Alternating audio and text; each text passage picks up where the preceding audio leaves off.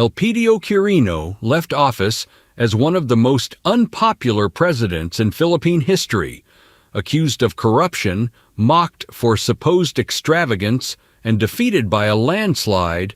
His reputation seemed settled. But was Quirino truly a failed president, or did history remember only half the story? For generations, Quirino's name became associated with scandal and political controversy. Newspapers, political cartoons, and stories repeated long after his presidency helped create an enduring image of a leader disconnected from the people he governed. But Quirino's story began far from Malacañang. Born in Vigan in 1890, he pursued education, studied law, and entered government service. Long before becoming president, he was already building a career inside the institutions of a nation still under American rule. His political rise was steady. Quirino served in the House of Representatives and the Senate, held important cabinet responsibilities, and became deeply involved in national affairs. By the 1930s, he belonged to the generation preparing the Philippines for eventual independence. The Commonwealth era carried enormous optimism. Filipino leaders were building institutions for a future republic, while Manila grew into a thriving Asian capital. Quirino participated in this transformation, but the future they imagined was about to be shattered. World War II changed everything. Japanese occupation brought years of hardship, violence, and uncertainty. Then came liberation. In 1945, the battle to retake Manila devastated much of the capital, leaving neighborhoods, government buildings, churches, and homes in ruins. The destruction was measured not only in buildings, but in human lives. Civilians were trapped inside a brutal urban battle. Families disappeared. Survivors emerged into streets they barely recognized. Among the families devastated by the violence was Quirino's own. During the Battle of Manila, Quirino lost his wife, Alicia, and 3 of their children. It was a personal catastrophe he carried for the rest of his life. Years later, that loss would make one of his presidential decisions all the more remarkable. The Philippines that emerged from war faced an almost overwhelming reconstruction. Bridges had been destroyed, roads were damaged, businesses and farms struggled to recover. Thousands needed homes and jobs. Independence was approaching, but the country receiving it was deeply wounded. On July 4, 1946, the Philippines became an independent republic. Manuel Roxas became president and Elpidio Quirino vice president. Independence brought celebration, but sovereignty could not instantly repair the destruction left behind by war. Less than 2 years later, the country was shaken again. President Manuel Roxas died unexpectedly in April 1948. Suddenly, the responsibility for guiding the young republic passed to his vice president. On April 17, 1948, Elpidio Quirino became the 6th president of the Philippines. He inherited neither peace nor prosperity. His government faced economic hardship, political division, rural unrest, and the unfinished reconstruction of a country devastated by war. Everywhere Quirino looked, another crisis demanded attention. Infrastructure needed rebuilding.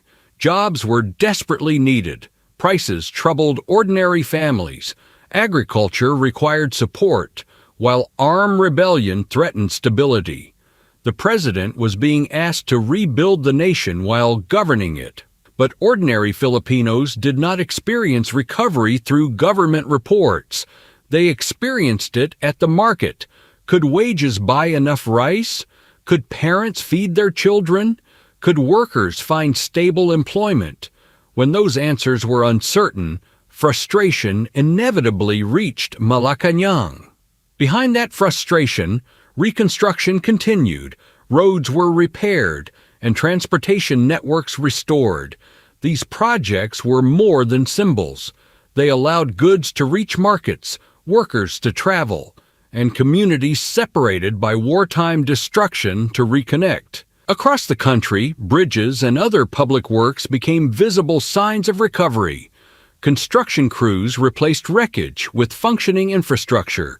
Slowly, the physical connections destroyed during the war began returning. Recovery also depended on the countryside. Agriculture remained the livelihood of millions, supporting production, irrigation, rural credit, and the movement of agricultural goods was essential to feeding the population and restoring the national economy. Industry was recovering as well. Factories returned to production, businesses expanded, and Filipino workers entered a changing post-war economy. Quirino's record was far more complicated than the later image of a government accomplishing nothing. Nowhere was recovery more visible than Manila. Streets once buried beneath rubble filled again with buses, jeepneys, shops, workers, and construction. The scars of war remained, but the capital was alive again. Yet rebuilding a country and winning its confidence were two different things. As Quirino's presidency continued, accusations of corruption and government extravagance grew louder. His accomplishments struggled to compete with a far more compelling political story. Newspapers criticized him, political cartoons mocked him. Opponents portrayed his administration as corrupt and detached from ordinary Filipinos. Some criticism reflected genuine political problems. Other stories became increasingly difficult to separate from partisan warfare. The most infamous example was the so-called Golden Arenola, a story claiming Quirino possessed an outrageously luxurious chamber pot. The allegation became shorthand for presidential excess, despite its disputed basis. The image was irresistible and politically devastating. For families watching every peso, tales of luxury inside Malacañang struck a nerve. Whether every story was true mattered less politically than whether people believed it. Quirino was losing something a president cannot easily recover: public trust. In 1949, Quirino sought a full term as president. The election unfolded in an atmosphere of fierce political rivalry and instability. When the ballots were cast, Quirino emerged victorious, but the controversy was only beginning. As officials counted ballots, allegations of electoral misconduct, intimidation, fraud, and violence surrounded the contest. The accusations became another defining chapter in Quirino's increasingly troubled public reputation. Quirino had secured the presidency, but victory did not restore confidence. Instead, questions surrounding the 1949 election followed his administration. To his opponents, the controversy seemed to confirm everything they already believed about his government. At the same time, the Huk Rebellion threatened stability in rural Luzon.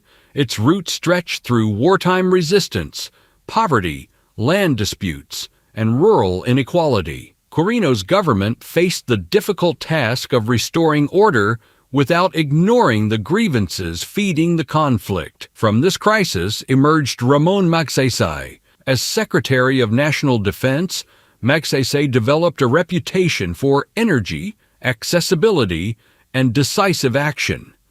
His growing popularity would soon transform him from Quirino's cabinet official into his greatest political rival. The contrast could hardly have been stronger. Quirino embodied the formal presidency, experienced, reserved, and institutional. Magsaysay appeared among farmers, soldiers, and ordinary citizens.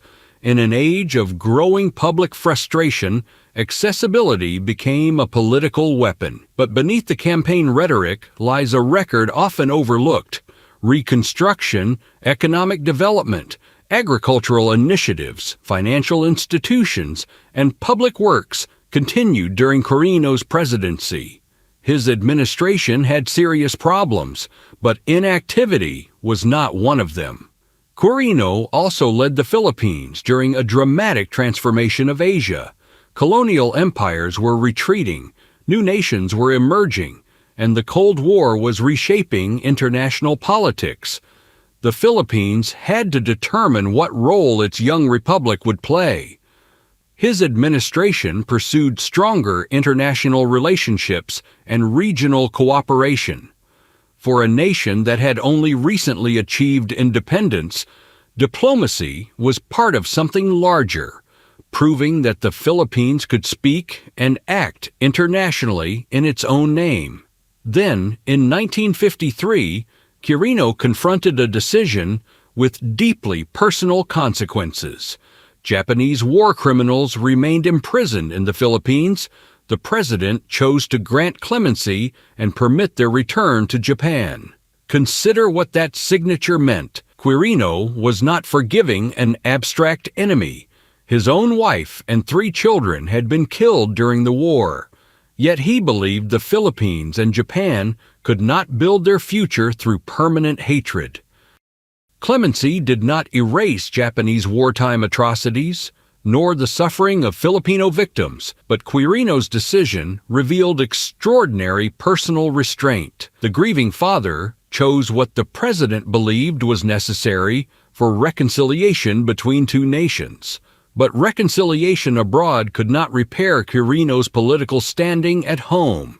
By the 1953 election, years of controversy had hardened public opinion. And now, Ramon Magsaysay was offering voters a powerful alternative. Magsaysay connected with crowds in a way Quirino struggled to match. His campaign presented him as the candidate of ordinary Filipinos, a leader who would break with the political establishment and bring government closer to the people. The verdict was overwhelming. In November 1953, Ramon Magsaysay defeated Elpidio Quirino by a landslide. After years spent helping rebuild the post-war republic, Quirino discovered just how completely the country had turned against him. Magsaysay became the face of a new political era. Quirino became the president Filipinos believed they had rejected. His controversies remained vivid, while many accomplishments of his administration gradually disappeared from popular memory.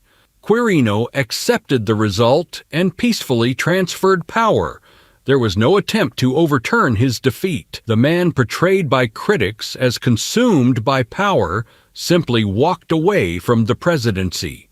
And for decades, the simplified version endured. Quirino, the corrupt president. Quirino, the golden Arinola. Quirino, the man crushed by Magsaysay. Memorable stories survived far more easily than the complicated realities of post-war reconstruction. But history changes when we widen the frame. Look beyond the scandals, and another record appears. Roads and bridges rebuilt. Agriculture supported, industries recovering, international relationships strengthened, and a devastated nation steadily returning to life. Compare the Philippines Quirino inherited with the one he left behind. The country was still poor and politically troubled, but it was no longer simply a landscape of wartime destruction. Reconstruction had transformed everyday life. None of this requires turning Quirino into a hero. His administration deserves scrutiny, and the controversies surrounding his presidency cannot simply be erased. But neither should those controversies erase everything else. Elpidio Quirino was a politician with failures, a president surrounded by controversy, a father marked by devastating loss, and a statesman tasked with governing a country emerging from catastrophe. His legacy contains all of these things at once. So was Elpidio Quirino a failed president, or one of the Philippines' most misunderstood? Perhaps the answer lies somewhere between condemnation and praise, because history is rarely as simple as the reputation it leaves behind. If you enjoy history, political documentaries, and stories about the leaders who shaped the nation, subscribe for more historical deep dives.